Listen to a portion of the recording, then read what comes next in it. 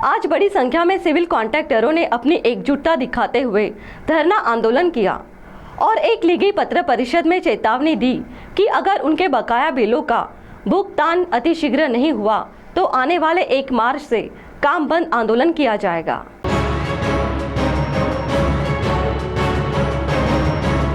ठेकेदारों के बकाया बिलों का भुगतान न होने पर बड़ी संख्या में ठेकेदारों ने आज धरना आंदोलन किया और इस संबंध में एक निवेदन भी उन्होंने सौंपा और यह भी चेतावनी दी कि अगर बकाया बिलों का अतिशीघ्र भुगतान नहीं हुआ तो आने वाले 1 मार्च से पूरी तरह काम बंद आंदोलन किया जाएगा।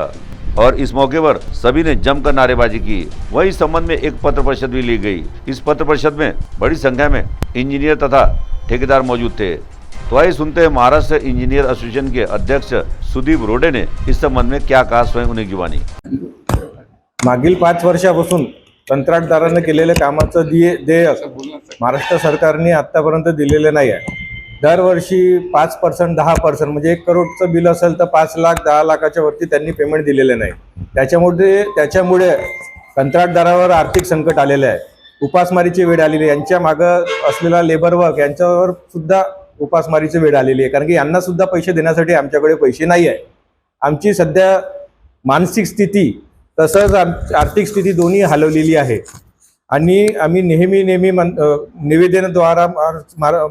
निवेदनद्वारा अध्यक्ष अभियंता असो, सी असो किंवा मंत्री महोदय असो यांना सुद्धा निवेदन करून आम्ही पैशाची मागणी केली, परंतु आतापर्यंत त्यांनी दिली नाही। मुख्यमंत्री साहेबांसोबतही चर्चा झाल्या, आमच्या संघटनेच्या काही लोकांची चर्चा झाली, त्यांनी पण अंशतः रिलीफ देऊ असं म्हटलं। त्यांनी अंशतः रिलीफ म्हणजे फक्त 5% अशी एवढा निधी दिलेला आहे। 1300 करोडचा आमचा फक्त चंद्रपूर जिल्ह्याचा बकाया पैसे बाकी असून सुद्धा त्यांनी 36 कोटी फक्त आमच्याकडे पाठवलेले आहे।